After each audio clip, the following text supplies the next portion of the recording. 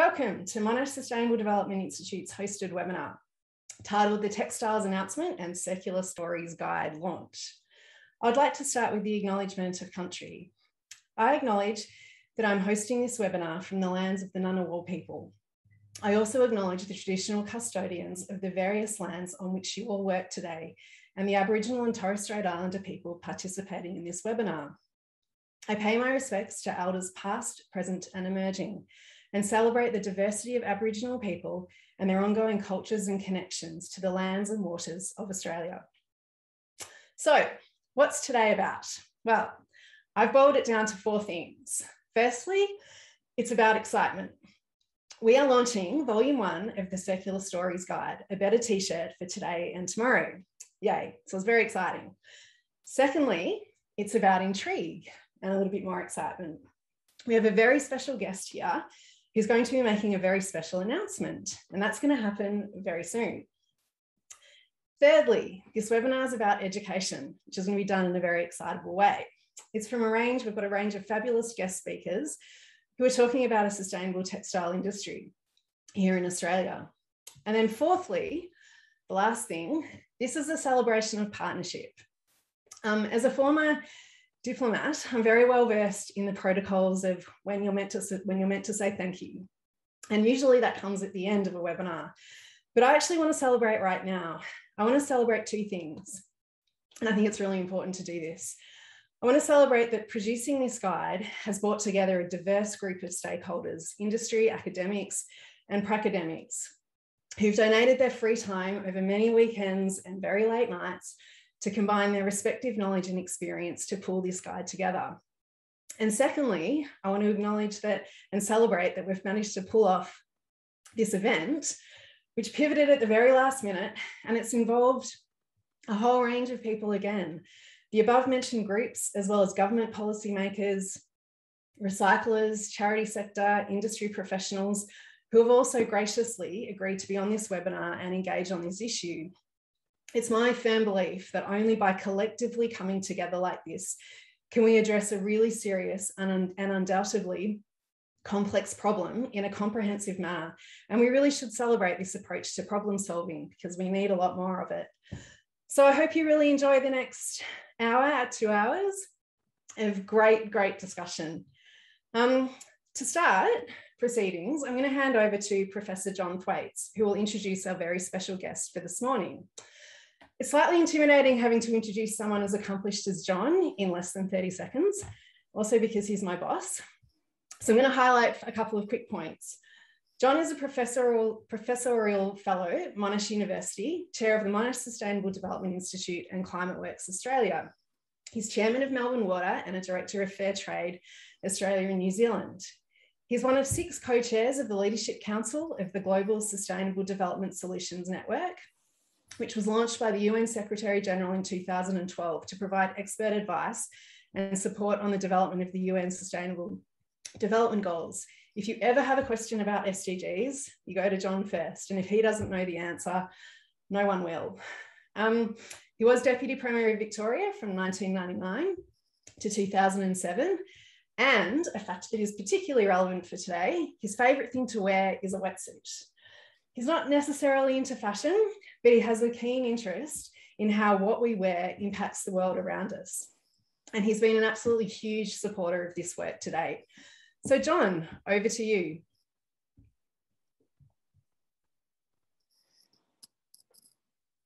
Well, thank you very much, Julie, and it's a good day for wearing a wetsuit today. I would like to also acknowledge the traditional owners of the land where we're gathered and where I'm gathered, the Boonwurrung people, and pay my respects to their elders past and present. I've got a really important role here today, and that is to introduce the Minister, Minister Lily D'Ambrosio.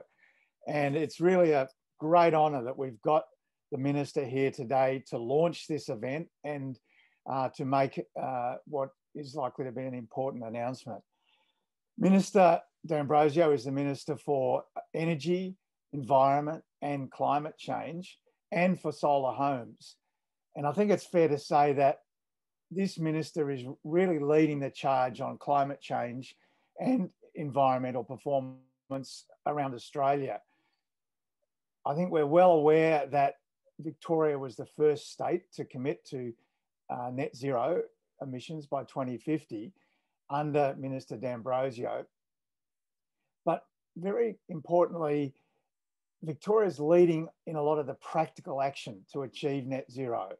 And that includes things like the renewable energy auction scheme and the huge solar homes program that the minister is leading.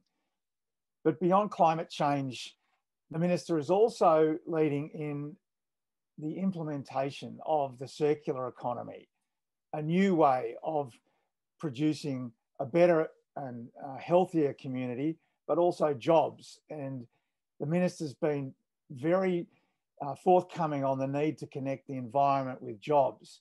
So last year, the minister launched the Recycling Victoria, a New Economy 2020 report, which set a blueprint for a circular economy in Victoria in the years going forward. So, Minister, we're very, very fortunate to have you here today, and I'd like to hand over to you now to talk about this important initiative. Minister D'Ambrosio. Thank you very much, John, and good morning to all of you. And I'd like to begin by acknowledging the traditional lands on which I am situated, and that is the lands of the Wurundjeri people. And my respects go to all of them, past, present, and emerging, and any who may be here amongst us today. And I am very much delighted to be here amongst many people who've joined today's very special event. And I'd like to, of course, formally acknowledge Professor John Thwaites. John is someone who I think is very laudable in terms of not just spending many years committed to public office and serving the community exceptionally well as Deputy Premier and Minister for many important things, but also, of course, the continuing commitment on a personal level to sustainability. And may there be more and more people of John Thwaites' ilk who join these very noble ranks. So thank you, John. I'd also like to acknowledge Johann Schiffer, who is the Chair of Sustainability Victoria, who's amongst us, Claire Ferris-Miles, the CEO of Sustainability Victoria. I am very pleased to be here today, and I do want to congratulate Monash Sustainable Development Institute and launch the Circular Stories T-shirt guide, but also to announce Textiles as the next focus area for Victoria's Circular Economy Business Innovation Centre. But as we all refer to it, and it's much easier and quicker to say, CBIC. But let me begin by sharing with you all how CBIC came to be. So in February last year, we launched the Victorian Government's Recycling Victoria, a New Economy Action Plan. So there's lots packed into just that phrase itself. But importantly, Recycling Victoria's policy will drive the state towards a circular economy. This comes with our government's record $515 million into transforming Victoria's waste and recycling sector. It's a record amount of funding and really sets us up to bringing to life the very strong and ambitious policy settings that we articulated in Recycling Victoria.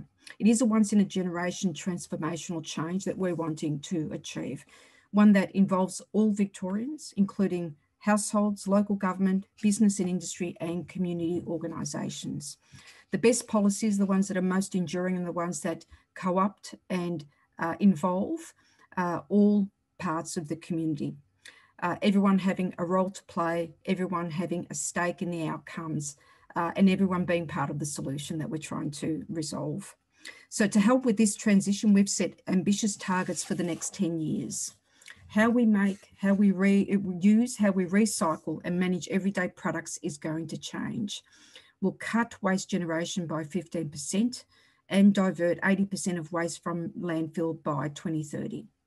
Our new economy will turn what we currently consider waste into valuable materials, create new local industries, boosting our economy by up to $6.7 billion, and see world-class infrastructure and technology built here in Victoria. It will also support the creation of around 3,900 new local jobs. And we can't make this transformation without supporting a business-led transition. We're providing this support through our CBIC. CBIC is equipping Victorian businesses with the support you've asked for to allow you to take advantage of circular economy business opportunities. That's why I'm so pleased to be here today to launch the Monash Sustainable Development Institute's Circular Stories T-shirt guide. That's a collaboration between a collective of designers, distributors, recyclers and researchers. Circular Stories is emblematic of the transformation we are making towards a more circular economy. This guide is a first for Australia, and I believe it will be a valuable resource for anyone, whether they be shoppers, producers, retailers, marketers and regulators who want to make a change to the way that we produce, the way that we consume and recycle textiles. I want to congratulate Professor John Thwaites and all of the authors and contributors on the Circular Stories Guide.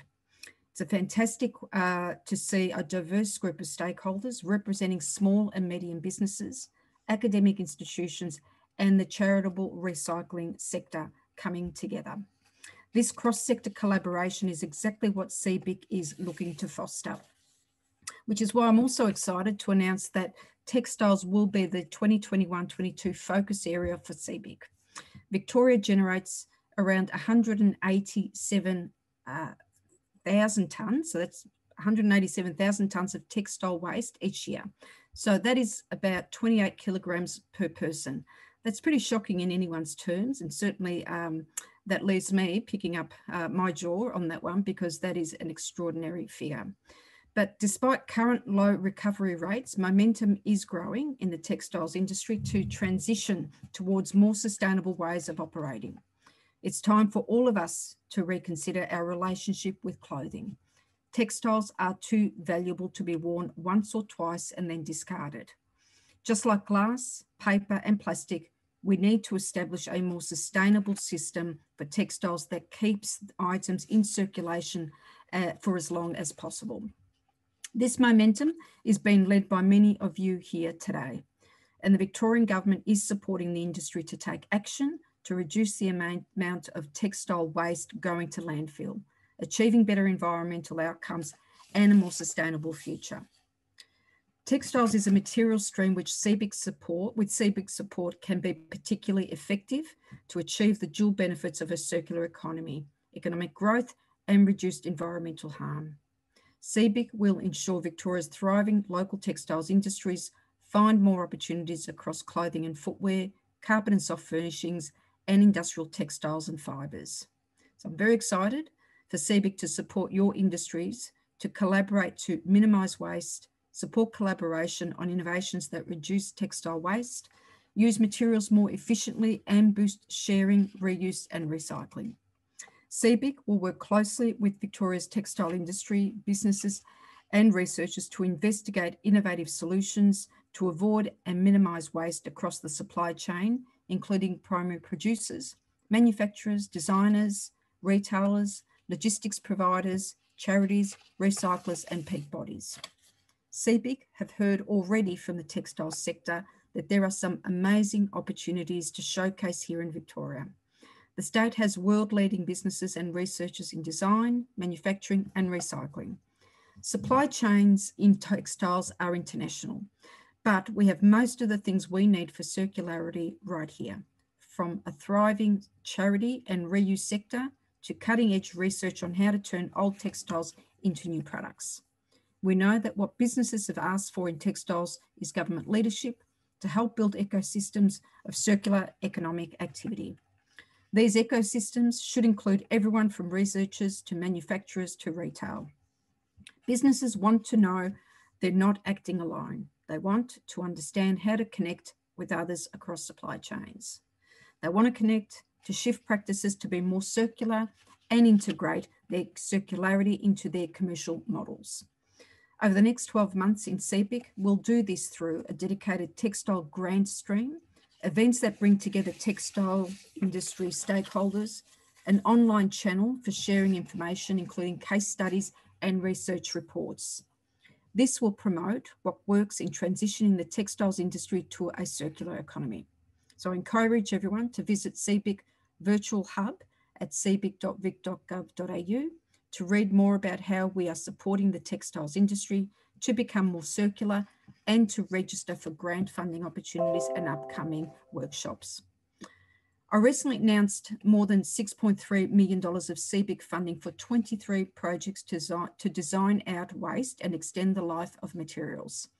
Those projects include the development of sustainable products and services and trialling of new business opportunities. Together, the 23 projects will tackle almost 1 million tonnes of waste. That's certainly a significant outcome. Pleasingly, we are already seeing results from the CBIC initiative. So to motivate your innovative thinking, I'll share with you what we saw come through CBIC's first focus area, which was food waste. 12 of the 23 projects were focused on food solutions, such as using waste from factories to create new foods, nutrient supplements and cosmetics, and using insects to transform food waste from businesses into animal feed and fertilizer. All of these solutions support our goal to halve food waste by 2030. They will reduce or recycle 50,280 tonnes of food waste and develop future solutions to address a further 693,000 tonnes of food waste each year. Also recently announced support for innovative textiles initiatives through our Recycling Victoria Councils and Communities programs, including clothing upcycling and repair workshops, manufacturing high visibility industrial uniforms from recycled plastic bottles, and research. I look forward to seeing what can be achieved with textiles as the new focus area for CBIC. So again, I want to congratulate Monash Sustainable Development Institute and everyone else involved in the development of circular stories. Together, we can tackle the issues of textiles waste and deliver more jobs, more value, more opportunity, and a cleaner, safer environment for all Victorians. So thank you again, and back to you, John. Well, thank you very much, Minister Lily D'Ambrosio. That was a really exciting announcement, and it's just wonderful to hear that textiles will be the 2021-22 focus area for CBIC, and also to hear that that's going to be backed by a dedicated textile grant scheme and the online portal and the other initiatives that you've announced today. So it's a really good way to start this workshop today. And can I just thank you for the announcement, most importantly, but also for giving us your time here today. So thank you, Minister. So now I'm going to just reflect a little on the comments that the Minister made, and then I'm going to hand over to Claire Ferris-Miles, who's the CEO of Sustainability Victoria, who of course is responsible for CBIC. Perhaps just putting the announcements today in perspective, and the Minister has talked about this, about why it is so important for the clothing industry to change. Worldwide, clothing and the clothing industry is a very high emitter of carbon, also uses an enormous amount of natural resources. Just the amount of water going into clothing is extraordinary. And unfortunately, the way the industry has worked, it's been pretty wasteful, where virgin materials make up most of the content of textiles, and then in too many cases, the clothing is just dumped into the waste stream. So it is a big challenge, but it's also a big opportunity. In Australia, we spend an enormous amount on clothing and textiles, about $28 billion a year. And there's tens of thousands of people employed in the fashion industry. So clearly there's a big opportunity here to really do some good and to transform the textile clothing and footwear consumption and production system to a circular model, a model which offers the opportunity, as the Minister said, to both have a better environmental outcome, but also to provide jobs and economic opportunity. From the point of view of Monash Sustainable Development Institute, we're very interested in the issue because we have as our central mission advancing the well-being of people and the planet, and doing that through the implementation of the Sustainable Development Goals. And fashion has so many alignments with the Sustainable Development Goals. When Alicia McCallion and Julie Bolton first investigated this issue, they wrote an article for the Australian Fashion Council's website. And I'll just quote from that because I think it highlights some of these connections.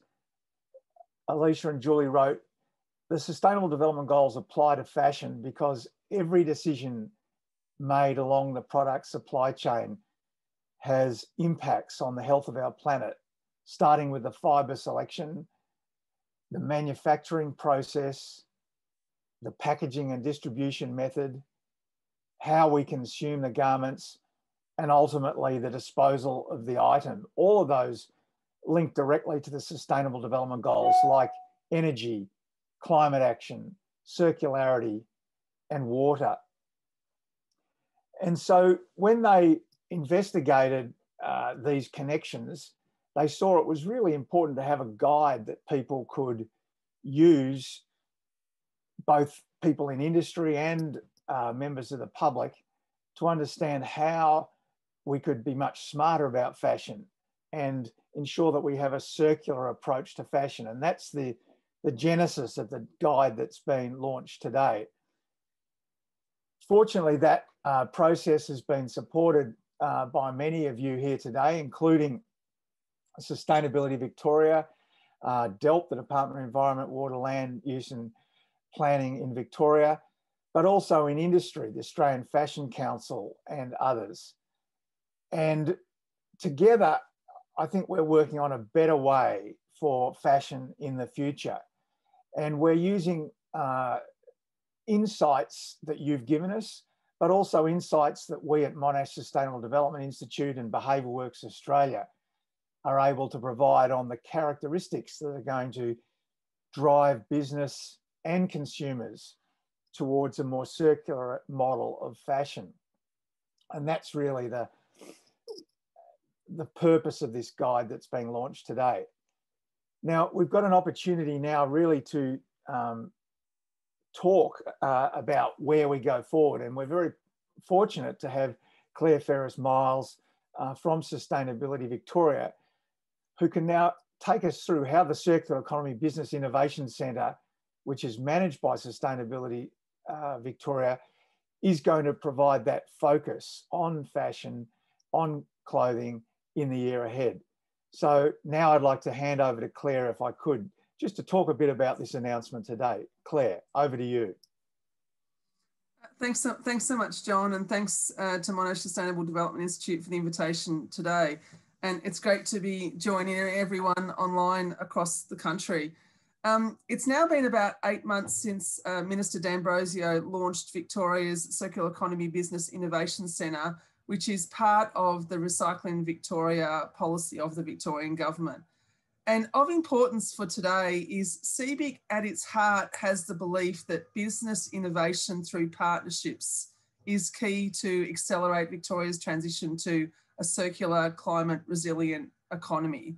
And Sustainability Victoria is incredibly proud to be leading CBIC and many of the other Recycling Victoria programs on behalf of the Victorian government. I guess one of the key questions, and John, I'm looking forward to the conversation, is why textiles? And what we've found as part of the Recycling Victoria policy is, I think for many people on the call, textiles has always been in the too hard basket, that we've always known that it's a problem, but we never were quite sure what to do about it. And that's why today's webinar is so great, to demonstrate that the industry and academia and government is up for the challenge to really start the conversation about how we can shift from a linear degenerative mindset to much more of a circular regenerative mindset, and really how we can tackle some of these really unmovable sort of problems that we've had, and knowing that the concept of fast fashion is really the antithesis of a circular economy mindset.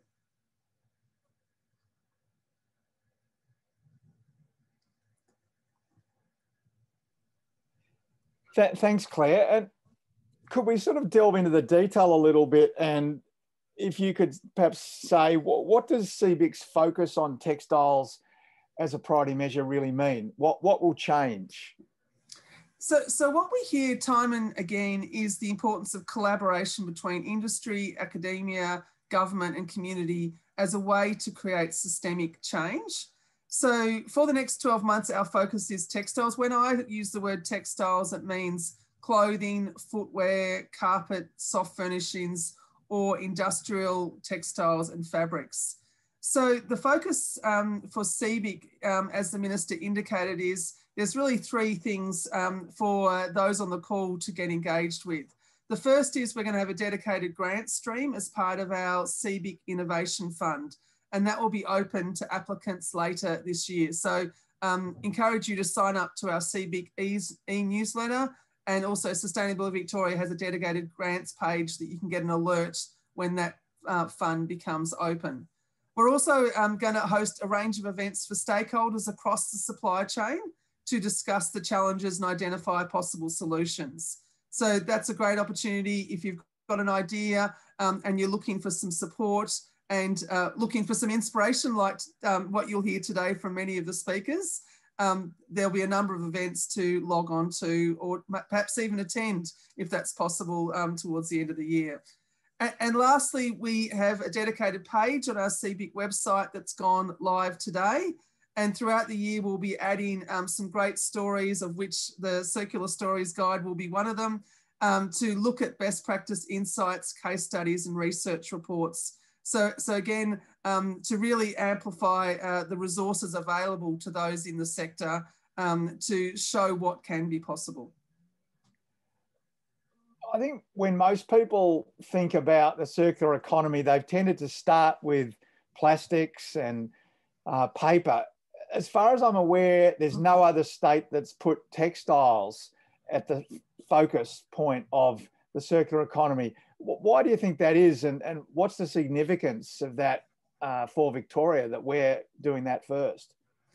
Yeah, I think it is really significant, John, that we're the first jurisdiction in Australia to have textiles ranked alongside paper, plastics, glass and food and organics. I would say we started with the things that were a bit easier in terms of paper and glass, and there's sort of known technology in terms of how we collect and can remanufacture and sort and process. But we also know that there is an emerging and significant interest and activity across Australia to reduce the impacts of textiles. And as you mentioned in your opening comments, the environmental impact of the fashion industry.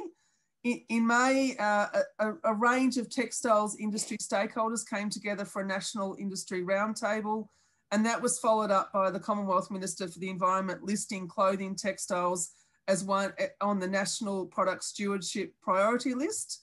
So that was an indication of the opportunity to see textiles as equally important as paper, plastic and glass.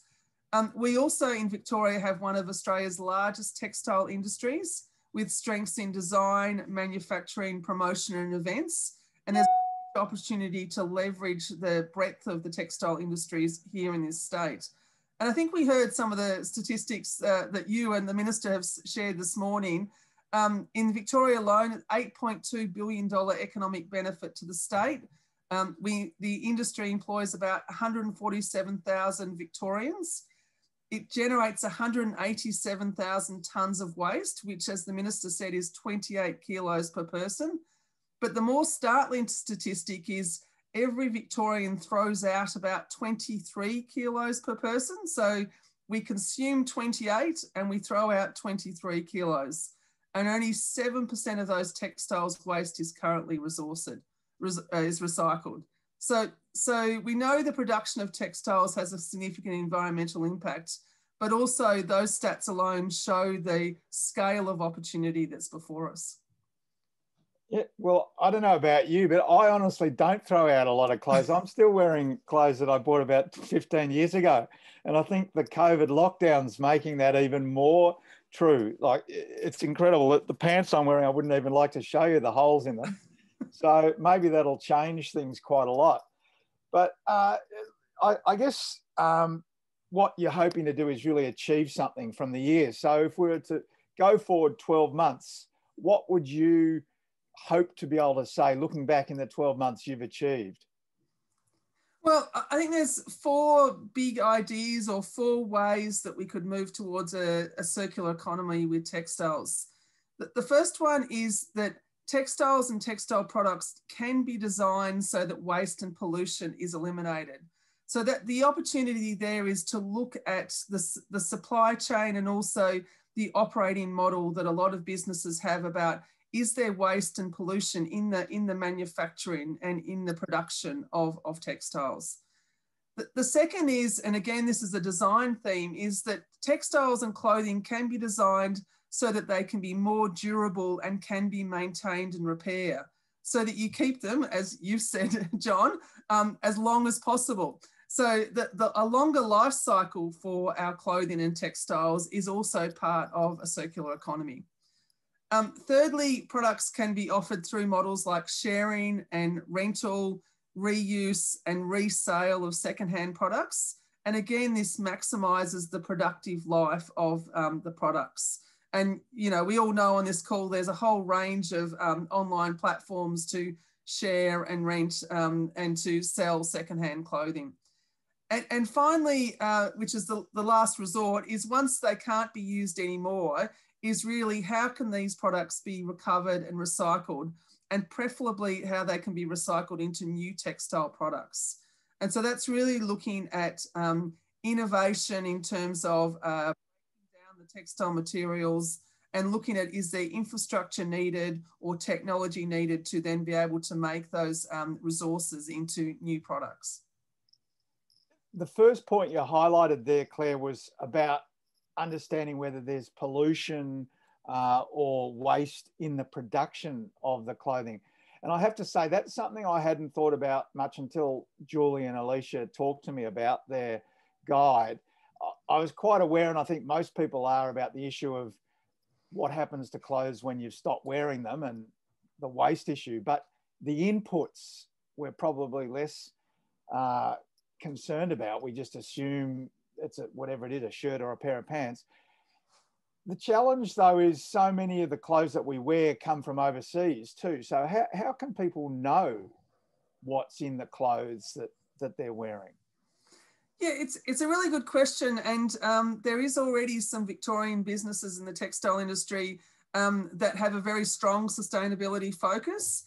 And you can see, I won't mention any names, but some of the better clothing companies actually have on their website a scorecard of the environmental impact of their supply chain, which picks up sort of their global networks in terms of both the emissions and the financial cost or other impacts of the production cycle. So it is really difficult, John, to understand sort of the impact, and particularly when you go to Kmart and you can buy a t-shirt for $2, that's obviously not the true cost of production of that item.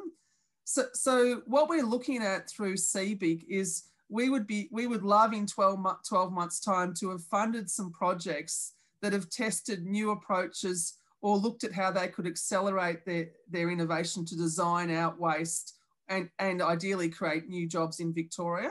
So initiatives that really sort of respond to your question, John, that are more transparent in their supply chain and have really started to think about how they could track and measure and report on the production of these textiles. And are there systems for revealing that supply chain to customers, to ordinary consumers? There is some systems. Interestingly enough, some of the smaller textile companies find it a bit easier. Some of the larger fashion houses, it's all about data, John. So it's about sort of understanding sort of where your materials and your supply chain is coming from. There's big opportunities here, not just in terms of environmental benefit, but also financial benefit. That the better you understand sort of the whole supply chain, not only can it be good for the environment, it can also save you money and make your business more profitable, because any waste in a supply chain is a cost to your business, and it's also a cost to the environment. So what we discovered through our first year focus on food was, as you mentioned for textiles, the huge amount of water and energy that's used in our food production. And if you can design out that that waste, then obviously then your food can be, the end product can be more profitable. Historically, we had a pretty big manufacturing industry, a clothing, textile, footwear manufacturing industry in Victoria, and that's been massively reduced in recent years, and tens of thousands of people lost jobs in that industry. Do you think that there's more opportunity in the future for different types of textile manufacturing, clothing manufacturing in Australia and in Victoria? Absolutely, and it's not a coincidence that a circular economy policy has the word economy in it. This is the big opportunity, I think, for, well, not just Victoria, for Australia.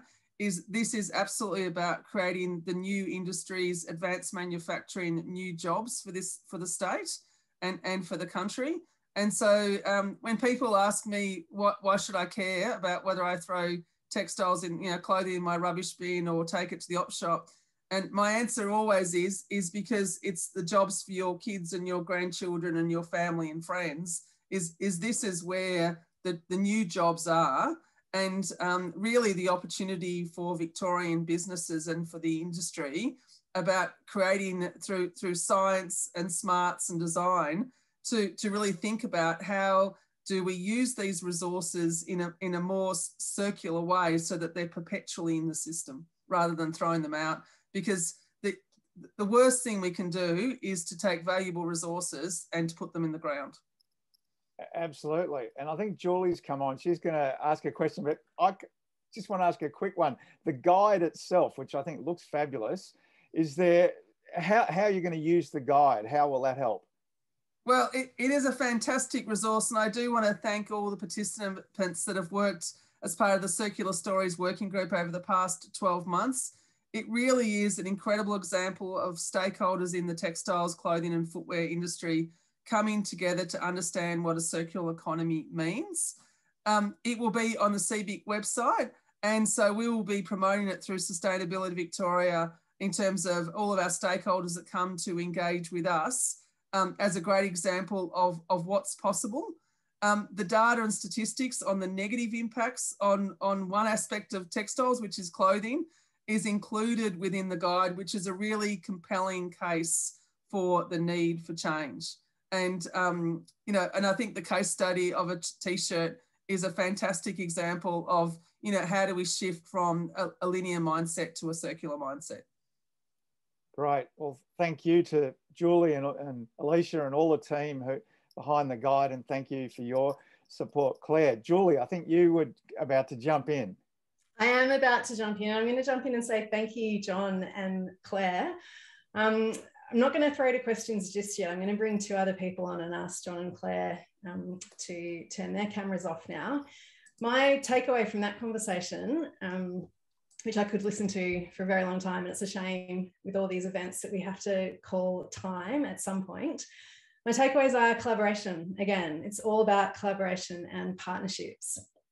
That the opportunity is huge. CBIC over the next year is looking for ways that they can help people assist, like help people who are doing things, help businesses and organisations who are working in this field to really ramp up, scale up, trial, innovate, put some solutions out there, which is fantastic.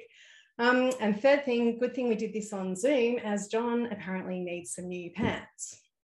So I'm going to move on to session 2, which we're calling Lessons from the Field. And I'd like Sam Seljak from Seljak Brand and Courtney Holm from ABCH. Great, turn your cameras on. Now, while they're coming on, I'd encourage everyone to look at the Circular Stories website that's now been officially launched. Yay, Alicia will put the link in the chat now, and you can all go to monash.edu/circular-fashion and download the PDF guide. Here it is on the screen. This is an example, a graphic that you'll find on the webpage where we talk you through using the t-shirt, the beginning, making, wearing, ending of a t-shirt, and download the guide. This is volume 1, and it is a prototype. It is an experiment that we have been pulling together based on a lot of conversations and trial and error of what we think people across the entire ecosystem of the industry will respond to. So we would greatly welcome everyone's feedback as we work perhaps on a volume 2. Page 27 of the guide on the PDF is the pledge page, where we've asked everyone to pledge to do their part to help create a CircT and a more sustainable fashion industry. Again, this is all about collaboration. The pledge is designed to make people understand and realise that not just one person alone, not just one business, not just one government policy statement is going to change the system. It actually requires so many different pieces of the puzzle coming together to collaborate to make the change happen. So with that being said, I'm going to move into session 2, Sam and Courtney. Sam and Courtney, along with Eve, Kiri May, Amy and Alicia, who are all sitting on the webinar, were 2 instrumental members of the team who pulled this guide together. Sam is the co-founder of Seljack brand. Together with her sister Karina, the pair find new ways of making and using beautiful things that are closed loop by design, including their award-winning recycled wool blankets. Again, before we pivoted, the whole idea was that we were doing this as an in-person event at Courtney's studio in West Melbourne, where we could actually look at Courtney's amazing goods, and Sam would have her blankets also on display. Now we'll imagine that we're standing there with Courtney and Sam's amazing goods. Courtney is the founder of ABCH, a circular fashion label that exists to transform the way people buy, wear, and discard clothing. Rejecting many fashion norms, ABCH uses product design, innovation, and education to tackle resource, material, and energy waste through the entire life cycle, from supply chain to use phase to garment afterlife. Both of these amazing people are a voice for system change in the textile industry. They are incredibly generous with their time, with their knowledge, and with their desire to really be a force for good, which they already are. I have 2 questions that I'd like to ask them to discuss. First of all, I'd like each of you to tell your listeners about your business. What is it that you do, and how is it that you're already practicing circular production? I'm going to throw to you first, Courtney. Awesome. Thank you so much, Julie. So I'm Courtney from ABCH. Thank you for that lovely intro already. We're a circular fashion label innovating across the birth, life, and afterlife of clothing. So we design and create garments for a biological future while educating and collaborating with the community. We're a little bit die-hard at ABCH, so instead of focusing on a sustainable collection or one area of the supply chain, every piece that we make and every single raw material that we use is meticulously researched, tested, designed, and engineered for traceability, maximum life extension, plus the ability to easily be able to be recycled or composted at the end of its life. So really, we're designing with the end in mind, but it's kind of this full life cycle approach that requires a radical shift in thinking and how we design for clothing than what's actually the norm today. Over to Sam. So I started Seljack brand with my sister Karina back in 2016. Our recycled wool blankets are made from various textiles waste streams, such as factory floor offcuts, dead stock yarn, or post-consumer textiles waste like old woolen jumpers, which have been regenerated into new yarn. And we work with a range of heritage mills here in Australia and in Europe to weave our high quality blankets, which are not only made from waste, but are recyclable at the end of their useful life, closing the loop. By working with wool waste and implementing a remanufacture system, we're keeping resources at their highest value for as long as possible, eliminating the need to extract virgin resources or send valuable materials to landfill, but also taking responsibility for the entire life cycle of our product. But finally, we design for longevity. So before remanufacturing is needed, which is resource intensive and in and of itself, we design products that are worth caring for and worth repairing to maximize the useful life. Back to you, Julie. Thank you. I'm going to throw a new question in that we hadn't prepared, going slightly off script here. Why are both of you interested in circularity in the first place? What has drawn both of you to circularity? Courtney?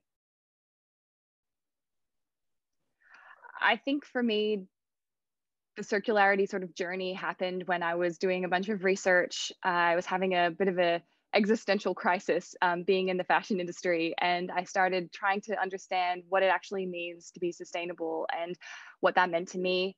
And I came across a lot of teachings from like Cradle to Cradle Institute and Ellen MacArthur Foundation, and started to, I guess, start to wrap my head around that this could be a sustainable way forward, also with volume moderation as well. But the idea of a circular economy really appealed to me, and I felt that it was possible, even though it wasn't being demonstrated at the time. So that's kind of where it got me, and that's what our whole label is built on. It's not like a tack on, it's kind of why the label exists. We have a really similar story, actually, Courtney. So Karina and I were really interested in starting a business together, and the more we looked into it, the more we realized we were pretty disenfranchised with what was happening already.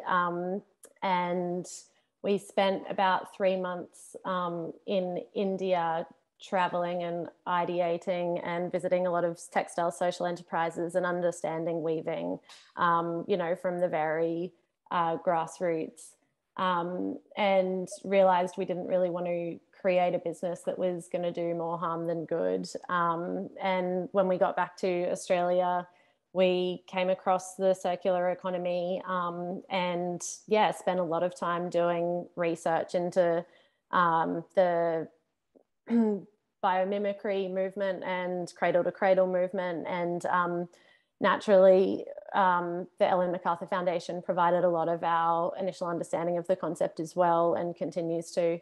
And we based Seljack brand on the very system of the circular economy. That's fantastic. Thank you for that. And thank you for me throwing out an impromptu question.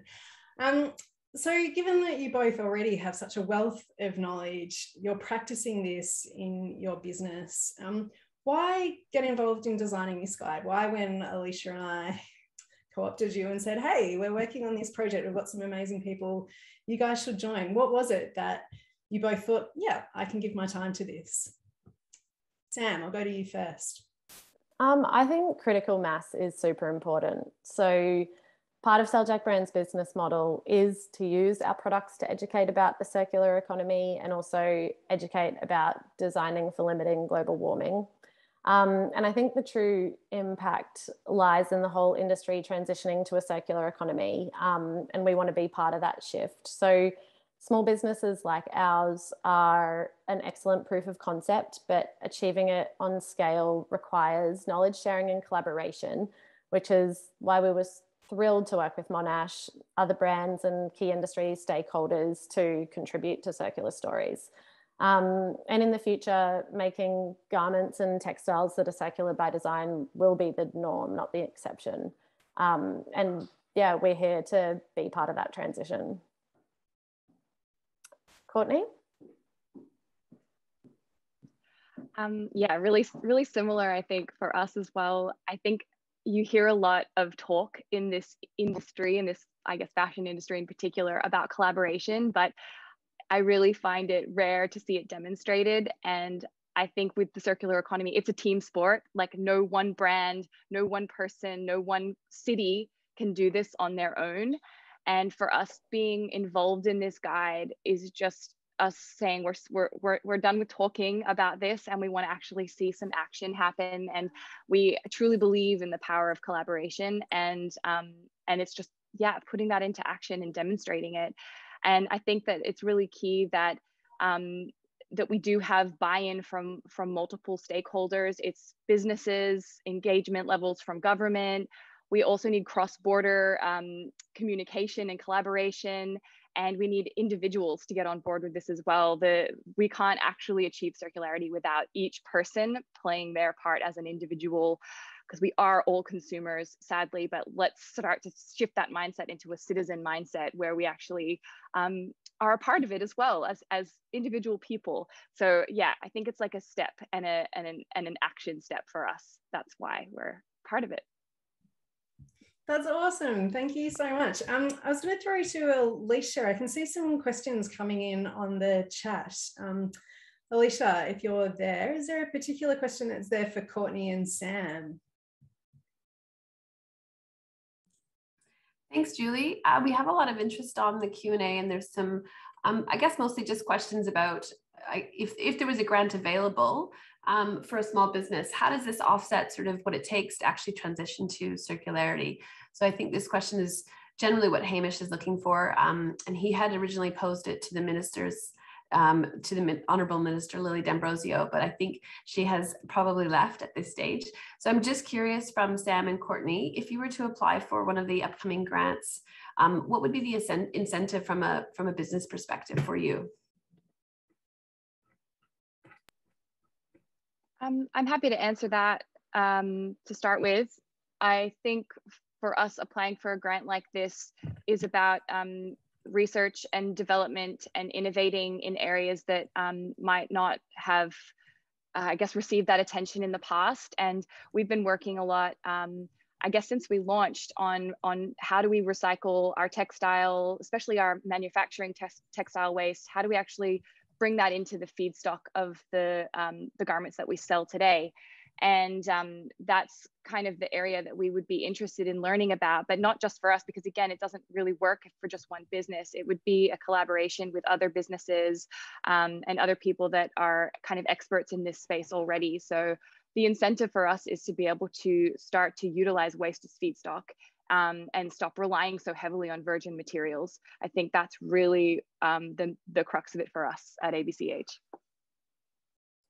And for us, I think it would be about being able to resource some of those innovation projects that are super high potential based on the work you're doing with your manufacturers or suppliers, but neither of you have the resources to dedicate to actually trying it and seeing if it works. A lot of the innovation projects are going to be about trial and error, because we need to be doing things like blending different types of compositions of various shredded fibers to make new yarns, and that's not it's not an easy process to perfect that. So those kinds of recycling solutions will need investment from time investment from both suppliers, brands, and yeah, that funding is going to be really valuable if it can come from a source like CDIC. There's another question that has come in. There's quite a few questions on the chat, but one that I think would be great. Sam, I might get you to start, and then we'll throw to Courtney on this one. An explanation of biomimicry and cradle to cradle. Yeah, so Cradle to Cradle is a school of thought by William McDonough and Michael Braungart, which is basically the exemplification of circular systems through nature, and biomimicry is very similar. So mimicking the circular systems in nature so all waste is used as feedstock for growing the same thing again and again. If you think about something like a tree shedding all of its leaves, the leaves become the compost for the tree to then continue to grow and receive the nutrients it needs. That's a very boiled down version, but these schools of thought kind of informed the Ellen MacArthur Foundation as they developed what's now a very broadly adopted by government, business, and society generally definition of the circular economy. Courtney, anything else you'd like to add? I think Sam nailed it. Awesome. For those of you who haven't heard of Ellen MacArthur, the Ellen MacArthur Foundation is a circular designed to promote education and change that everyone moves to a circular economy. It's based in the UK, but Ellen MacArthur's story herself and how it came about is absolutely fascinating and inspiring how she did it. She's a yachtswoman who sailed around the world. And as she was sailing around the world, her whole premise was, gosh, well, I'm living on this yacht and I have to survive with what I've got here. And I can't just throw stuff overboard. Like, this is my world. And she applied that concept when she came back to land, going, well, like, this is what we have. Our resources are finite. How do you stretch them out and make sure that you're not being unnecessarily wasteful? I just think it's a fantastic story. And she's done so much, not only for fashion, but for textiles, for plastics, and a whole range of industries. And it's definitely worthwhile having a look at Mcarthur. So I'm going to thank Sam and Courtney. My key reflection there is that businesses with a purpose and businesses that have been set up deliberately to have impact are the way to go forward here, and that everyone is in this together. We need everyone to shift the system. So again, that whole idea of collaboration and working together is critical, as it was for this guide. Without Sam and Courtney and the others that we've mentioned turning up to numerous meetings and questioning what we'd written and looking at the design and flow, this wouldn't have happened. So huge thank you to Courtney and Sam. And I'll let you guys go. And now I'm going to call up Thea and Matt, please, to turn their cameras on. And I will just say before as they're joining us, that the guide itself was also peer reviewed. So whilst it was a group of us coming up with ideas that we thought would work, we also did test it. So we sent it to the lovely Thea, and we sent it to Edwina, who runs Thread the Needle at the Salvo's stores, to ask for them to cast their eye over it to make sure that we weren't off on some folly. And their critique was fantastic and helped make the guide what it is today. These are two circularity champions from either end of the spectrum, and we thought it was a great opportunity to bring them together. So we've got Thea from Raw Assembly, who has a comprehensive fashion industry experience that extends from fibre growing, raw material production, apparel design and manufacturing, to branding, leadership of fashion and textile companies. She established Raw Assembly, a global responsible fashion magazine and sourcing event that provides responsible sourcing and manufacturing networks for a renewed fashion industry driven by innovation and a focus on renewable materials. She designs the most absolutely beautiful magazine that I highly encourage everyone to get on and have a look at. I particularly love this slogan on Thea's website, on Raw Assembly: creating tomorrow together, bringing balance to fashion. I think that's beautiful, and it sums it up. Matt currently holds 2 leadership roles within the sector. He's the CEO of Salvo Stores and also chair of Charitable Recycling Australia.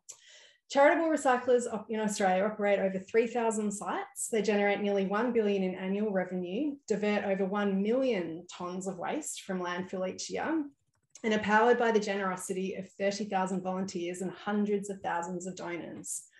In an email exchange we had during the week, Matt said this to me: in order to sustain our collective social and environmental impact, the charitable sector has been on a journey over the last 2 to 3 years to collaborate in transitioning Australia from a linear to a circular economy. I think if we were all playing word bingo, collaborate would be the #1 word on our sheet at the moment. It just keeps popping up.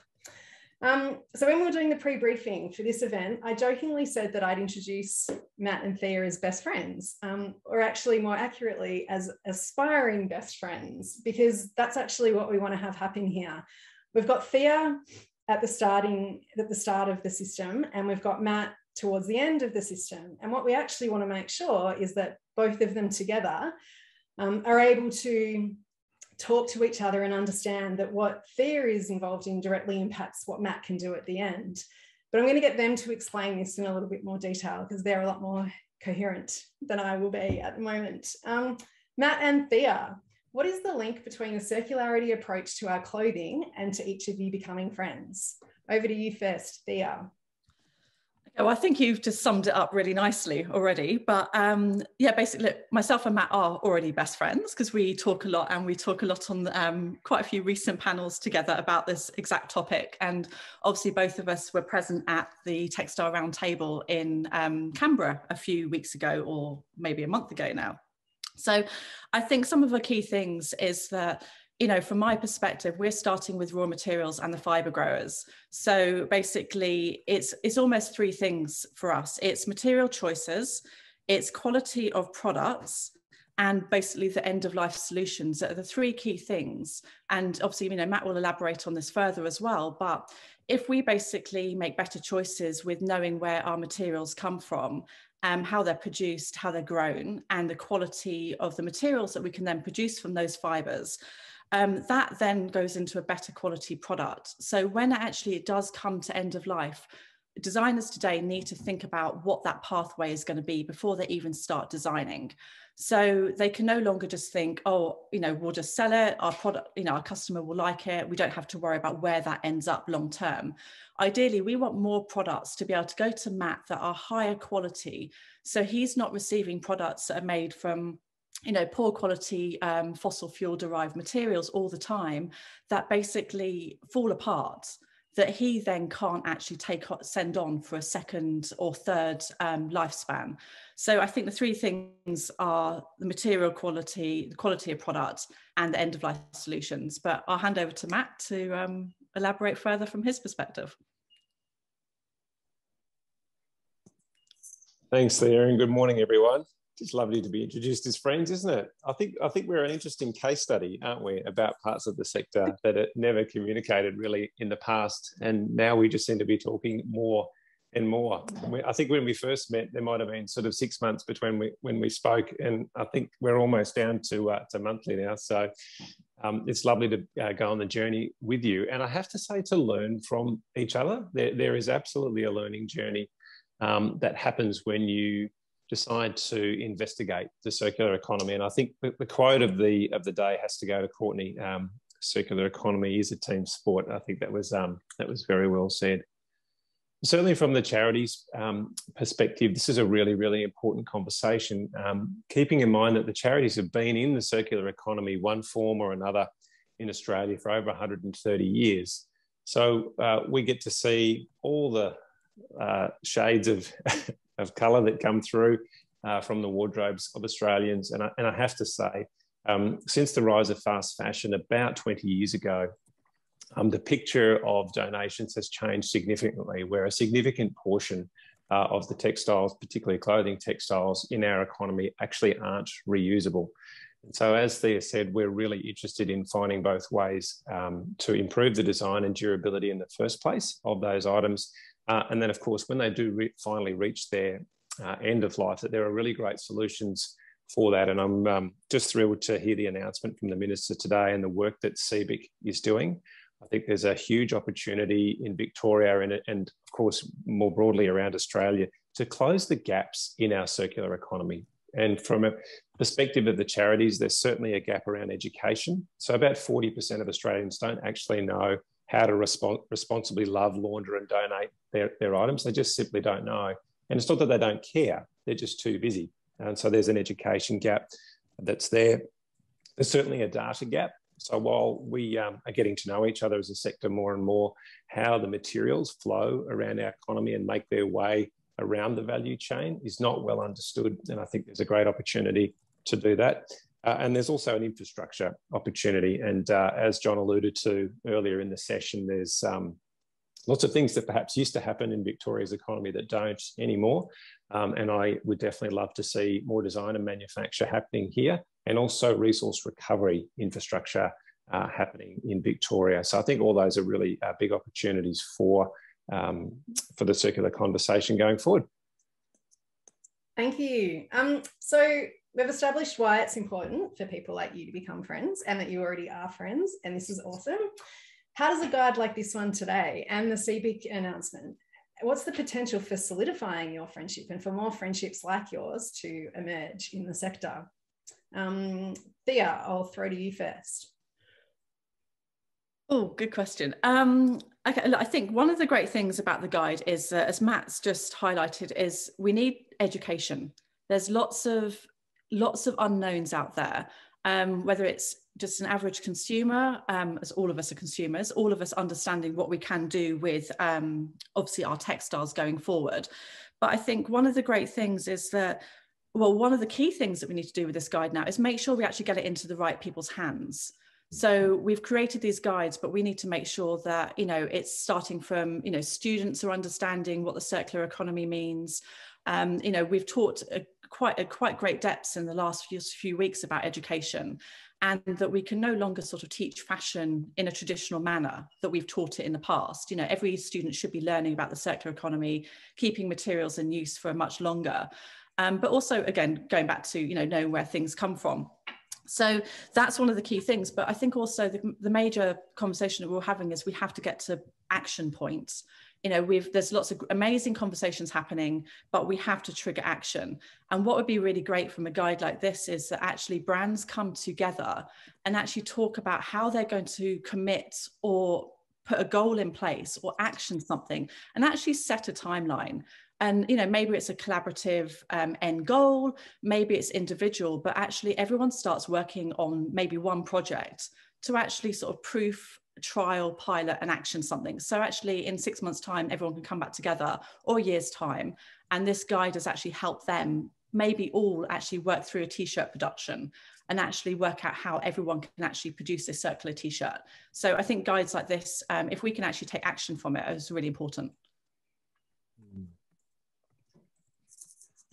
Thanks, Theo. I think the guide's great from the perspective that it helps break down the problem. And I think Claire might have said it earlier that clothing and textiles more generally have been in the too hard basket for a long time. And when we look at the problem of textiles, there's just so many different points of complexity along the value chain. You know, just getting the natural resources designed or into the design process itself is extremely complex. We've got global value chains involved, and then to bring that closer to home, you know, when the average Australian looks inside their wardrobe and sees things that could be anywhere from 6 months old to 60 years old, and doesn't really know what to do with all of it, the problem does become a bit hard to tackle. So I think what's great about the Stories Guide, and I think the same is probably true for the Innovation Hub that CBIC is looking to establish, is to really break down the problem and create discrete opportunities to collaborate. And I think the time is right now to do that right around the value chain. And I think from the perspective of the charities, there is an enormous infrastructure that's available and a place where we can talk to Australians. I mean, in Victoria alone, over 200,000 people a week go in and out of an op shop. That's a great place to have a conversation with people about small, digestible, manageable things that they can do to make a difference.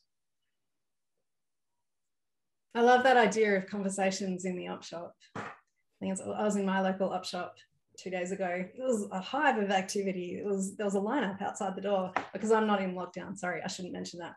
I do want to throw to someone who's in the middle ground. So we've got Matt talking about the charity and recycling sector. We've got Thea talking about the sourcing and what we're doing at the beginning.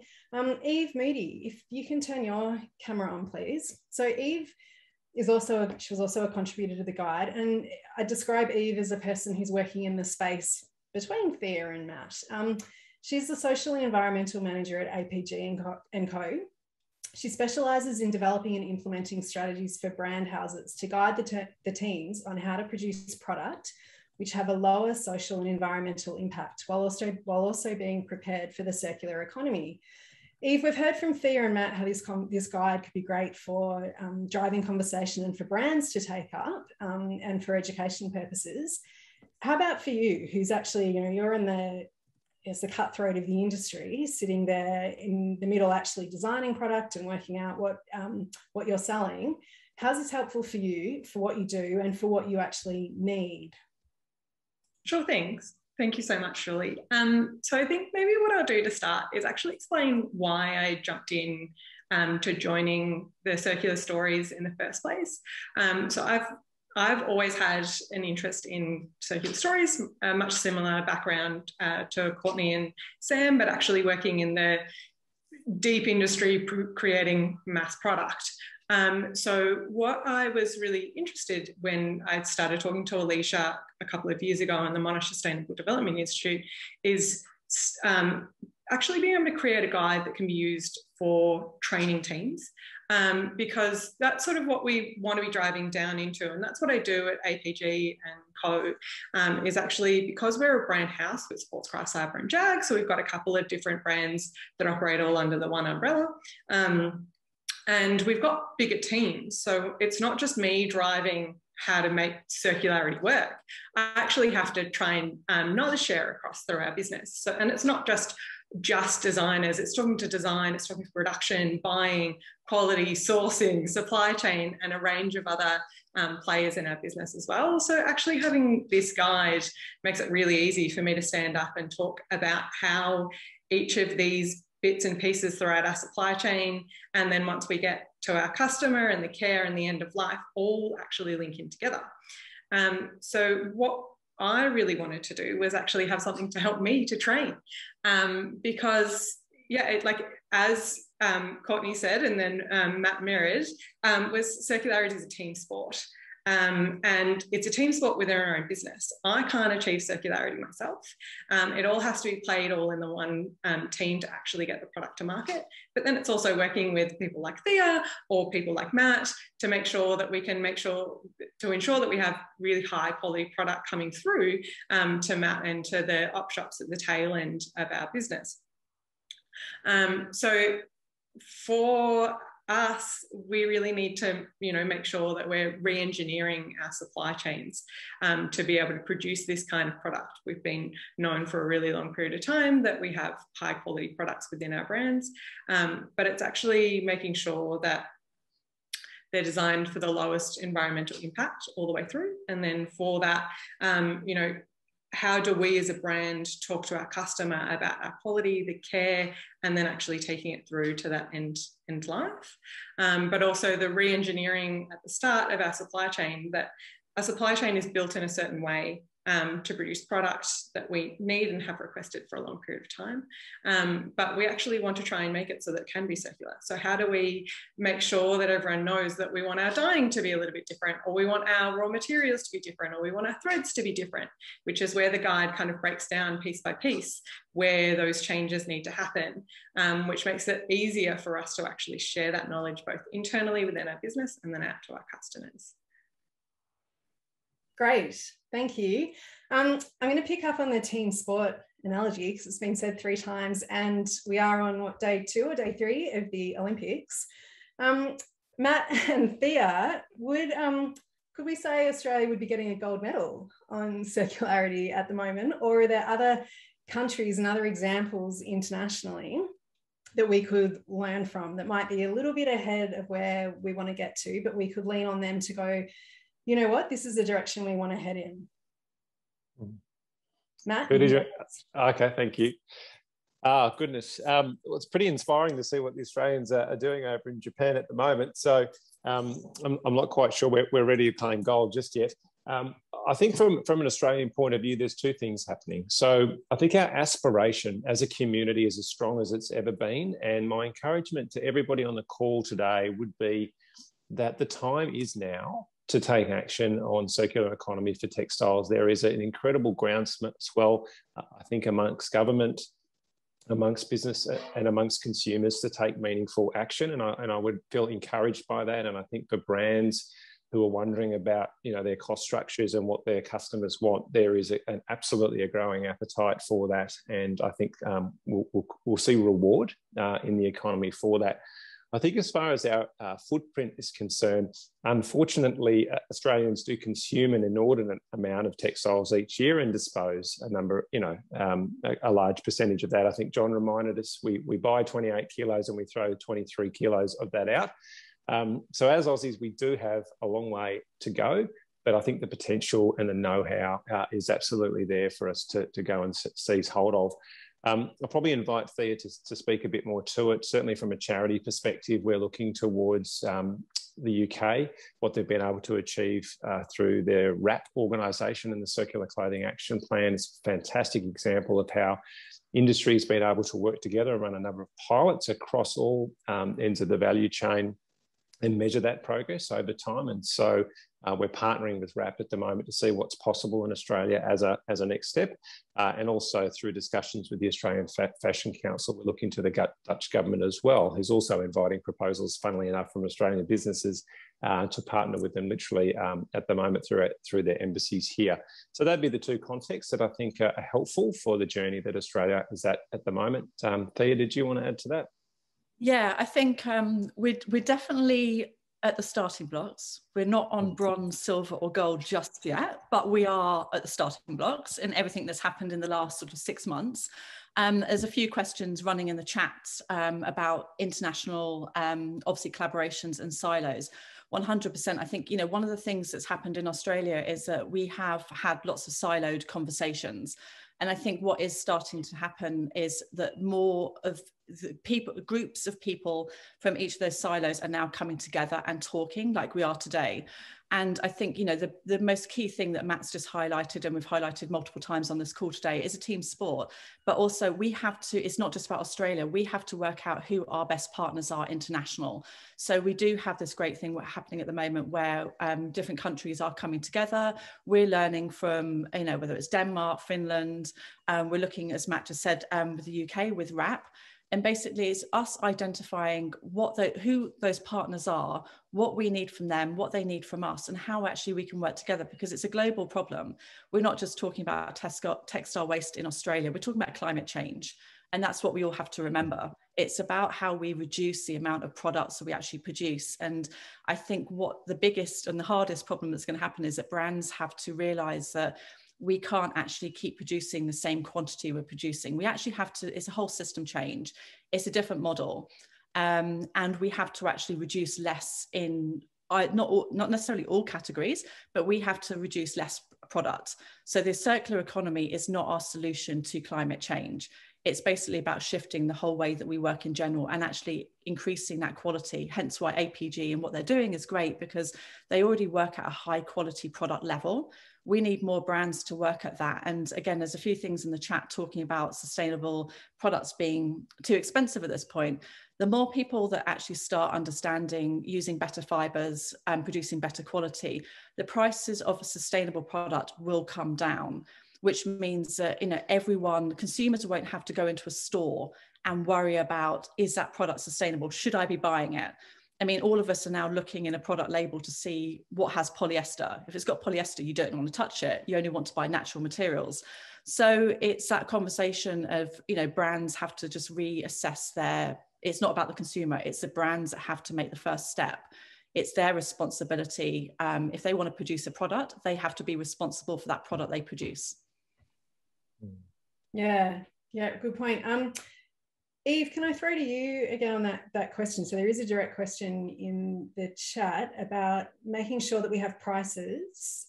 Prices for sustainable clothing are still quite high. How can we bring that price down? So Thea's answered that a little bit, but I'd be interested in your perspective, Eve, especially from running a business, right?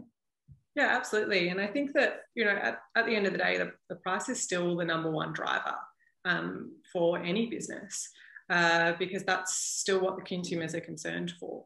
Until we start to kind of flip that drive, then we'll still kind of continue to see that price driving us through. But I guess it's also, again, going back to the team player mentality. The more that brands start to use these kinds of materials, and the more that this gets embedded into supply chains and people start to understand what they mean, then the more that we'll start to see the price drop. It's actually because these are still unique fibers that are not common in our supply chains, that we are seeing them at higher price points. But also on the other hand, there's, I guess, the economies of scale that come into play at this. So you've got to balance that out, that, you know, the more product that you make, the cheaper that you can bring that cost price down. But then there's also the overproduction that comes along with that.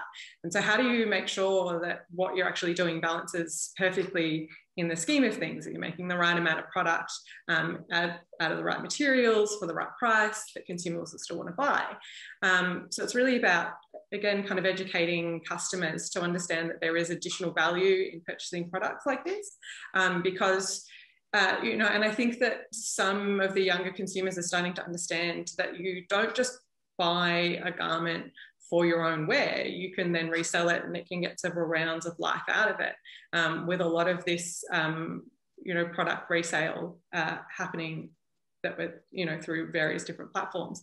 So I think as we go on, the investment is just not a one-off of you buy that piece and you wear it until you donate it, but you can also get that resale value out of it as well. So it's more of a rentable price as opposed to a total price.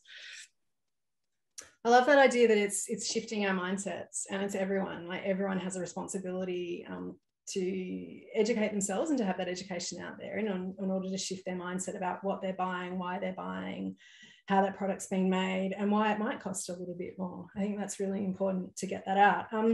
There's a lot of interest in the chat. We've got chemicals, uniforms, product stewardship, government procurement. I wish we could answer all of these in more detail, but you know, we've got textiles now as a priority material. We've got time over the next year to delve into each of these topics in much more detail. I do want to throw back to Thea and Matt, perhaps for a final reflection on, you know, the guides are great. You know, it's a first start. It's part of the story. We're aiming for gold. What else needs to happen from each of your perspectives, or a final thought and reflection here before we move to Dave as our last speaker? I think I'll jump in there, and I'm going to say the one word that we haven't really sort of used that much today is value. So I think my reflection on everything, and again, we've been using this a lot over the last sort of few weeks, but all of us as consumers, producers, fibre growers, everyone in the industry and supply chain, we have to value the product we're producing, but also the human-centric supply chain that we have. So, you know, until we can start valuing and actually knowing our supply chains properly, it's very hard for us to actually also shift to a new economy. Happy to follow you there, Thea. One of the things that's really interesting about this season of change is that it's still very emergent. Yeah, so we're still discovering new things all the time, and in my mind, we're really only limited by our imagination, and I think we need to be careful not to limit our thinking. I mean, did you know that the cotton in a t-shirt, when it's reduced to cellulose, can be used to help make food? You know, that just blew my mind when I learned that. So this whole idea that clothing must end up again as clothing, I think limits our thinking. We have to continue to challenge ourselves to innovate all applications of design and remanufacturing if we're to go all the way with resource recovery. Certainly, a closing remark from my perspective is to, I guess, use the infrastructure that the charities bring. 33,000 volunteers, you know, 130 years of history and 3,000 shops of one form or another right around the country. You've got access to an incredibly large and passionate community of people who want to go on that journey and are ready to do that. Thanks, Julie. Thank you so much, Matt, Thea and Eve. That was fantastic. John and Claire, if you're still online, I just wanted to see if you had any thoughts or reflections at this point that you wanted to make. I can't start my video. Okay. There you go. Sorry, it wouldn't let me start my video. Look, great discussion. I suppose I was really interested in the point Matt made that all of these groups are coming together around these issues in a way that they hadn't been before. And I suppose the question is, how do you maintain that momentum? And hopefully this year we'll be able to do that through the focus and the funding. But I guess embedding that long-term is going to be an interesting challenge, and embedding long-term change rather than just some individual projects that are good, but then they don't actually change the system. So that'd be my reflection of from many other interesting points that were raised. John, if that was a question, yeah. I'm happy to provide an answer. Look, I think the stage that we're at now really sees us wanting to take action. And certainly the stakeholders that I've spoken to, they want to move from talking to doing. And the idea of doing a range of different pilot projects together, areas that we can make tangible progress, a bunch of different working groups that I think CBIC can facilitate will really help to do that. So not trying to do everything at once, but starting small, failing fast, those things that we've learned about innovation as a community is just creating opportunities to trial practical things and learn from those. Yeah, thanks, Julie. My only comment would be, don't be afraid to not have the answer to the question is the key thing. And I'll pick up on Thea's comment about we're just starting this conversation. So just asking a question is progress. And so that would probably be my key reflection from all of the panelists and speakers today have had the courage to ask the questions and knowing that they don't know the answers and feeling really uncomfortable. And that's actually how you get innovation, is being prepared to say, I actually don't know, I don't have the data, but I actually want to know, and I want to find out and get some answers to these questions. And some of the answers are really uncomfortable when you sort of find out what's been happening or where things have come from. And that's actually okay, because it's only when you get the data and the understanding can you actually look at different ways of doing things and looking at different approaches and different value chains and different partnerships. So that's probably my key reflection from the discussion so far, is ask lots of questions that you don't have the answer to, and that's progress. Thank you. That's actually a perfect segue for our next guest. Couldn't have scripted it any better, Claire. Dave Giles Kay, if you'd like to turn your camera on.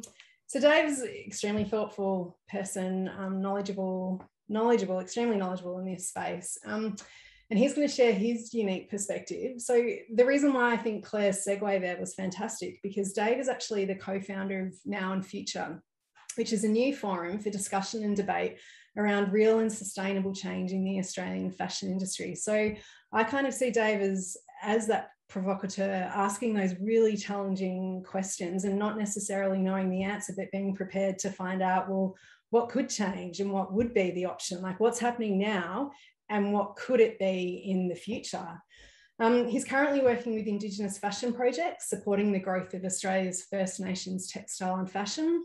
And previously, he was the CEO of the Australian Fashion Council for 4 years.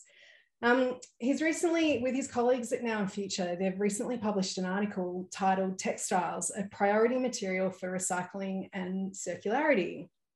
The article outlines 2 reasons as to why textiles should be a priority material, and I'll quickly paraphrase.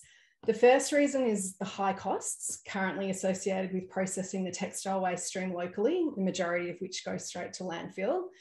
And the second is the opportunity that exists to capture significant value and create employment from these wasted textile materials through the circular economy approach to development. And it's this point that I really wanted to talk to Dave about, the opportunity. So I want to go back to the announcement and ask Dave directly, so how does the announcement from the Minister today assist with these opportunities that you have identified? Over to you, Dave. Thanks, Julie, and hi everybody. Yeah, firstly, it's so great just to see Victoria taking the lead here.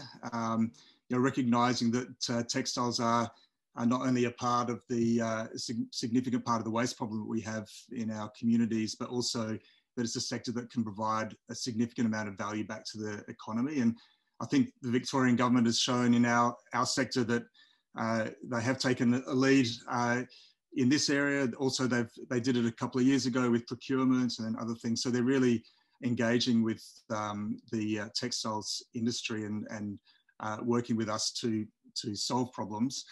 And I also think it's a really timely announcement and prioritisation, because I think that the Australian industry is really in a position to really respond to this. I think you've heard from a number of people today, but there's a lot of other people probably listening and also out there in the industry who are really ready to respond to the prioritisation. I think that governments can lay it out, but actually businesses need to be ready to play it out. And I think that's where the change in employment, economic activity will be realised. It's through businesses, and particularly through small, medium sized businesses. So textiles, yeah, as an opportunity, it's been talked about a little bit already, or quite a bit already, that textiles, the materials that actually make up textiles are very valuable, and we must think of textiles in terms of the materials that make them up, and this is a key part of circular economy thinking. Whether it's wool or cotton or synthetics like polyester, nylons, acrylics, these materials are all high in value, shouldn't be wasted. And I'll talk a little bit more about this in a minute, I think. But also, it's important, and there's this opportunity because of the value that can be created from these already high value materials. So, this is the value that can be created through the supply chain of textiles, from the farm or the factory that's creating the materials in the first place, all the way through the supply chain to the consumer, and then around again, obviously. And the more that we can do this in Australia, the more value and jobs that we'll create. Again, I'll come back to this point in a sec. And the other thing I just wanted to say around the opportunity broadly was that I think it's an opportunity that we need to have a really long-term view on.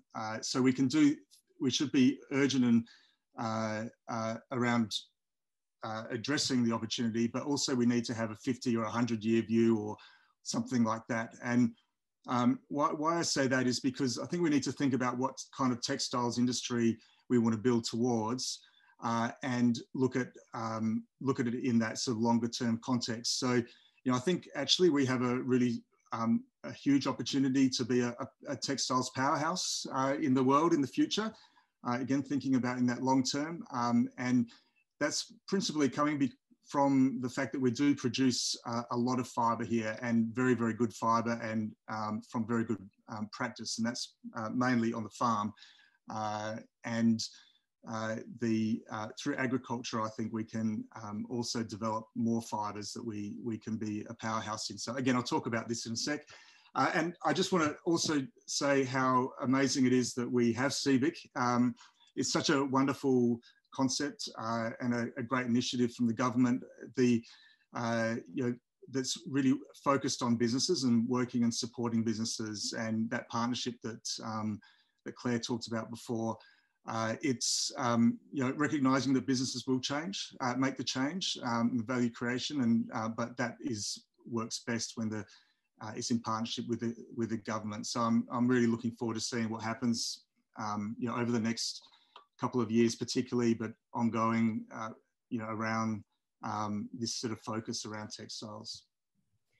So, Dave, with your long-term vision hat on, what is it that you see? Like, if you were to describe the Australian industry, the Australian textile industry 20 or 30 years ahead of us, what is it that you see? Well, I guess the first thing is, I think that Australia is a really great proving ground for new business models and for new technologies, and we're already seeing that emerging in the circular economy with from Sam and Courtney earlier. There's others around recycling, also Thea and Matt, and even there's lots of thinking that's being put into this already in Australia. And we often sort of think, oh, we're just a little tiny part of the global industry here in Australia, but actually we're a $25 to $30 billion industry here, and the Australian Fashion Council just got some really good new figures around the value that is. And that's a big industry, and we can be doing a lot to really prove these systems and the technologies here. Obviously, we're part of a global industry, and there's reach overseas, but we're big enough to be doing stuff here. And we also have the smarts to do it. We have amazing universities that we know about and doing lots of great work in this, but not just universities. There's, we have really mature corporate sector, and by that I mean from the micro through to the giants of the sector. We have still amazing manufacturing understanding and skills here, although it's a lot less than it used to be. And really key to developing this new future is we have amazing designers in our industry here who, design and develop products that, can really capture this. So I think we're a really good proving ground. Also, we are a manufacturing country. We have a long history of this. And I think what I'm seeing, particularly in the last sort of 5 years or so, is that there's a new kind of manufacturer emerging here and in our industry. And I think this is something that is using a lot of the understanding and the knowledge and of the past manufacturing understanding, but then looking at what new models are emerging overseas in other, similar kinds of countries like in Europe, Italy, and Germany, France, and then looking at how we can build that new manufacturing model here. Also, I've talked a little bit about design, but I actually think that design and making go together. So if we have really good designers like we do here, we have and we have manufacturing, and we have this ability to create something really special from that mix. We are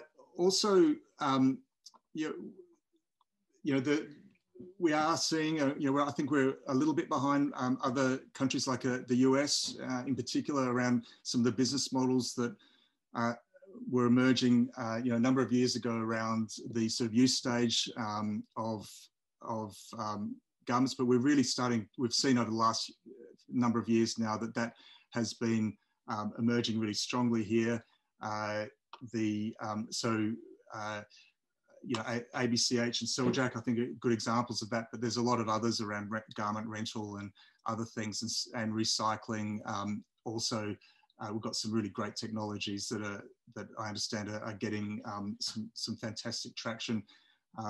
And also the charity sector is such a strong one here and such a big part of this. I think that's a really great place for CVIC to be working, and I think there's a great opportunity to really sort of leverage off that and develop that further. But I think one area that I think doesn't get talked about enough, and I noted that Courtney mentioned it right at the beginning of hers, was that ABCH is designing for a biological future. And I think this is one of the things that we don't think about enough, is the biological materials and their cycles and what they play in the circular economy. And by these, I mean the sort of grown and what I would call pure natural materials, so like wool and cotton and hemp and others like this. And we're already a world leader in these materials. We produce, as I'm sure most know, I think it's around 90% of the world's fine wool fibre that gets used in textiles. Also, our cotton is amongst the best in the world and the most sustainably produced. But at the moment, all of this goes offshore. Almost all of it goes offshore. And talking about the value creation, if you think about wool, just as an example, excuse me, the fibre is sold from Australia overseas. It's beautiful fibre for $13, $15, depending on the market, per kilo. It then gets spun in countries like China and South Korea. And then the finished yarn is sold for like around $45, $50 a kilo. But then it's turned into garments, and then this fibre can then be sold to consumers for anything from the low end around $300 a kilo up to way over $1,000 a kilo. So there's this huge value creation that happens in here, and then that's a big space for us to work with these amazingly sustainable and circular economy fibres that we're already a leader in.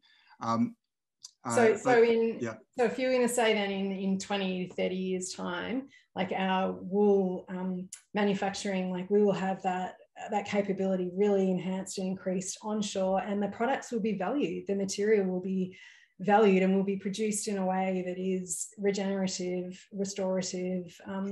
We really are valuing what we have here.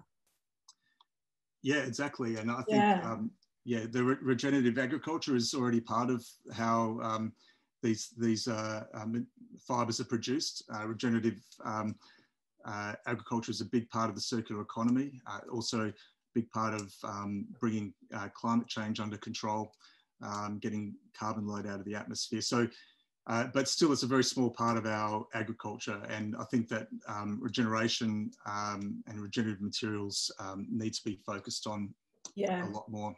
Yeah, there's so much, but again, so much opportunity. I just want to quickly throw to Alicia. Alicia, I believe you've got 1 or 2 questions on the chat that we're going to ask Dave. Hi there, Julie and Dave. Yes, we've got the top voted question, which Peter has submitted, which is really great to think about. So he's just talking about the procurement by large organizations and perhaps the greatest incentive driver for change. And I think we've talked about scale. We've got representatives here from both small businesses all the way up to large businesses. And I think the final question that Peter's really trying to articulate here is recognizing great progress along all of these different business responses. How can these drivers be better aligned to SME and local businesses to then respond to genuine longitudinal and secure demand? It'd be great to have a think about how we want to align our efforts here to SME and local businesses. And I know, Dave, you've touched on that, but if you would like to address Peter's question, that would be great. Yeah, I mean, I think small, medium-sized companies is where most of the change happens. I think large companies are, doing amazing things and have amazing teams, and like people like Eve. But actually, a lot of the change happens in small, medium-sized businesses. So I think focus on what they are trying to do and the plans that they have should be a really big part of what CBIC is looking at. Also, I think also the linking. We talked a lot about collaborations, and I think collaborations are getting people and organisations together. And I think the links that can be provided between organisations is where a lot of really big change will happen. So I think small, medium-sized enterprises need to be linked with large companies, with all the other kinds of companies that make up the supply chain. So I see small, medium-sized should be a massive part of this, and not just in the short term, but all the way through this transition that we're going through. Well, again, right, we need everyone. We need everyone, no matter where you are on the ecosystem of textiles and fashion, whether you're a consumer, just a consumer, whether you're a small business, whether you're a large business, you're a wool grower, like everyone needs to be involved in creating this change. If I can ask Bronnie to turn everyone's cameras back on for me, please. There is a comment in the chat. I mean, again, I'd love to get into all of the comments in the chat and questions in more detail, but I really love the one about a textile powerhouse. How do we become a textiles powerhouse? I think, again, because we're in the Olympics, time of the Olympics, how do we strive for that gold medal, everybody? How do we make sure that we are, and we're doing it not just because we want that gold medal, but because it's good for the world, which I think is really, really important. I would really like, it's been such a varied and wide-ranging and incredibly in-depth conversation here. I think it is worth just a couple of minutes of final thoughts and reflections, and anything that we haven't touched on that all of our panelists have a burning desire to get off their chests right now. Now is your chance. John, if you're still there, if I can throw to you first of all for a final thought that you would like to provide us with.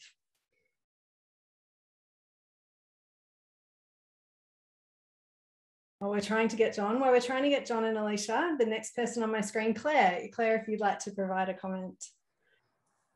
My final comment would be, I think Matt might have said it, so I'll co-opt his, is we're only constrained by our own imagination about what's possible. And so it's really about sort of picking up on the ingenuity and talent that we have in Victoria and sort of going forward with that. And really, I think the opportunity around advanced manufacturing, new infrastructure, new business models, the opportunity is before us. It's just a question of our preparedness to take it. Yeah, fantastic. And I think definitely having the CBIC announcement and the minister's announcement, like that's almost the impetus or the carrot that's out there now. So let's all go forward and grab that carrot. Matt, what's your final, what's one thing you'd like to leave us with? Thanks, Julie, and thanks again to Monash for putting this on today and giving us a space, really. The irony is not lost on me that here we are talking about the future, we're talking about consumption and manufacturing and being conscious of what we buy, and half the country's in lockdown.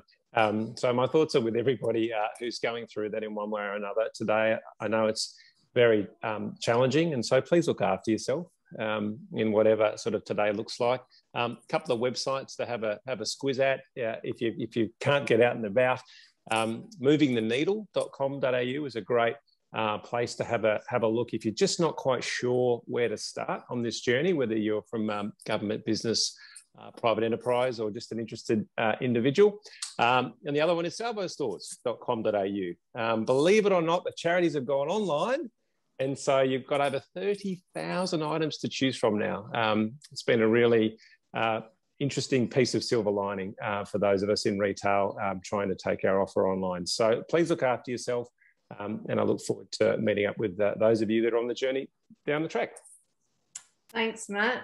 John, final thought or reflection that you really would like to leave us with before you dash off? Well, thanks, Julie. Well, really, I'd just like to congratulate you and everyone that's been part of this. It's incredible that we've got a group that goes across government, business, non-government, universities, all working on this, and really inspired by some of the fashionistas that you've got to be part of it too. It's great to have that sort of creative spirit in this whole project as well. So I'm just really proud actually to be part of MSDI that's been able to play a role in achieving this. So well done to you and Alicia and the team. Thanks, John. Sam, over to you. I think I just wanted to say that I think a big part of a strong transition to a circular economy in the fashion industry in Australia is, and things we can do right now, is really supporting our existing manufacturers and growers, because that is capability that we do have. And as we know, a lot of that value is lost offshore. And I think refocusing and hyper-localizing is going to be a big part of a just and fair transition. And yeah, I think that's exciting area that we can all work towards at the moment. And yeah, also just thanks for an excellent discussion. It's been so amazing seeing such a engaged audience as well. All of the questions are really awesome. Yeah, and we've kept, obviously we'll keep all the questions, and it will be something that we will definitely go back to and digest, and something I think would be great to discuss with CBIC in particular when we think about, well, what are the next events that we want to host on textiles. And I think there's a couple of common themes that have come out from the questions and comments that could really prompt the next webinar that we host on this, or that we want to hold. So that's great. So please keep putting comments in. We are definitely keeping track of them. And I think it will definitely inform us going forward as to what people need or would like to hear about next. Courtney, final thoughts or reflections? Yeah, I just want to reflect a little bit on a couple of people have mentioned this now, but I think it's super important to reiterate. Dave actually said design and making go hand in hand, and I could not agree more. And if we're talking about closing a loop, we're talking about recycling textiles and putting them back through into new textiles, we need to be really careful that we are supporting the manufacturing and the local industry that we have here now, because when those skills are lost, it's a much bigger job to try to bring them back and to try to reinvest in that all over again. So it's really, really key that we look at things like being able to spin onshore again, spin our fibers, because we are already having to send everything offshore if we want it to be spun. So things like that are really key to start bringing into the conversation. It might sound like it's at the start of the chain, but it's actually at the end, in the middle, it's a circle, right? So I just have to reiterate that it's really important that we don't forget about our local manufacturing and try to bring things as close to home as possible. Yeah, fantastic. Thea. I'm going to say the same. So I'm going to actually reiterate Dave, Sam and Courtney this time. So basically, again, it's don't forget what we have on shore. So we produce cotton and wool, two of the most valuable fibres in the world, and we produce both of them at scale in the country. So these are the two industries that we should really be focusing from an Australia perspective, because we have them already. You know, we have obviously supply chain issues across the world at the moment that we don't have in this country. So, you know, we have a focus on cotton at the moment. So how can we help support those fibre growers? And as Courtney just said, you know, we've talked long, you know, many hours about this. You know, we don't have spinning in the country, and it's our missing loop in the key supply chain process. If we could bring spinning back into the country for cotton or wool, for both of them ideally, then we can actually start selling that product as a commodity versus actually just selling the fibre offshore. So we can use it onshore. It will allow us to recycle. We can put mechanical recycling in place as well. So we can actually be circulating our own fibres. We have these already, but we buy them from overseas. So let's support what we have today. And again, going back to Courtney's comment about technical knowledge, if we don't instill this quickly, we don't have 10 years to wait. We actually have to act on this now, because the technical knowledge will be gone. Yeah, fantastic there. Dave, no, Eve, sorry. I'm going to throw to Eve first. Thank you. I mean, I think that for my last comments is really just reiterating what we've all really spoken about today, about how we all need to collaborate. Like the guide actually came out of a really unique collaboration of different parts of industry, small and medium businesses, and then also universities and governing bodies, I guess, is what you might call the AFC, but bringing these people together to start to talk about what some of the missing links are. And, you know, as we've all kind of talked through this session, it is really important that we bring all of these pieces together, because we can't solve this by ourselves. And the more that we have these conversations and we can identify what's missing and what help we need, then we can actually start to move forward with this. Yeah, fantastic. Dave. Julia, I think there was a question about also about how do we become a textile powerhouse. I think CBIC has got it right. I think CBIC's focus on businesses and how to partner with businesses is absolutely spot on. And I think the other thing that goes with that is businesses have to work out how to work with businesses. So even with your competitors, because it's we will only become a textile powerhouse if we all work together, you know, have our differences, but actually work together to create that. Yeah, totally agree. I think it is, and it's not just for textiles also. I think it's for all of the big problems that the world is facing, the collaboration and the idea that it's not up to one industry or one part of that industry alone to solve it. We actually need all those different parts of the puzzle playing their role and also sharing knowledge and coming together to go, well, okay, this is the problem. Let's all put forward our respective skills and strengths in solving the problem together. So that pretty much brings us to the end of what has been an incredible 2 hours. I promised you at the beginning that this would be full of excitement, intrigue, education and celebration. And I think, and a gold medal thrown in there for good measure. So I think we've totally achieved all of those things. I'm actually leaving even more excited than when I started, I think. The idea that there's this opportunity and there's so much interest and enthusiasm and just genuine commitment to everyone taking their part in what is a really big systems change, I think is fantastic. And, you know, huge thanks to CBIC and the Minister for putting textiles up as a shining light that we can all now go, you know what, we're in this together and we're going to make a difference. So totally excited.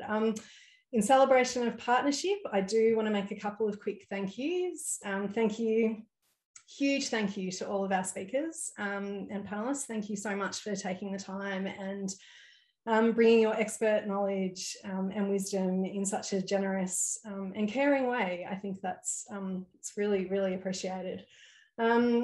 Thanks to everyone for attending. When we pivoted online, we were hoping for around 50 attendees. We thought would be great. We were just like, you know, this would be awesome to put this out there, and we think this is an important discussion. I think at last count we had over 200 who have come along, which is awesome. And you know, what's even better is the conversation that we've recorded, that we will chop up in parts and be able to continue to showcase bits of this discussion as we front it and back end it with covering all of the other topics that people have suggested in the chat. So I think there's plenty more discussions like this that are going to happen over the next 12 months in particular. And the level of enthusiasm and interest from the public is testament to the fact that this is a really important issue. So thank you so much. The recording will be available at a later date. Huge thanks to the MSDI team. I do need to say very big thank you for Ronnie, Nina, Alicia, all of the marketing comms team who helped pull this together and send out invites and run the back end. Amazing, thank you. Big thanks to DELP, Emily and Lisa. I believe you're online somewhere, I hope so. Emily and Lisa are amazing staff members at DELP who are just an absolute pleasure to work with. So thank you very much for your continued support, Emily and Lisa, and look forward to continuing to collaborate with you. Huge thanks to Ivy, who probably isn't listening, but Ivy is the design guru who pulled the design of the guide together and put up with my many multiple suggested changes. Ivy, amazing work as always. And finally, big thanks to the Circular Stories Working Group, which is the title we gave ourselves about 6 or 12 months ago, 8 months ago, sometime long ago. Really big thank you to Eve, Sam, Courtney, Amy, Kiri May, and Alicia. It's been an absolute pleasure working with you guys on the various iterations and ideas and bringing it to life.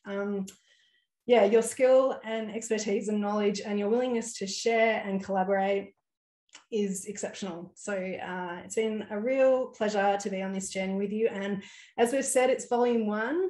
It is a prototype. We're hoping for more volumes and to continually improve as we go, if this is something that we think the industry is really going to take on board. So once again, thank you very much for attending. It's been a delight having you here, and next time may we meet in person. Thank you so much. Goodbye.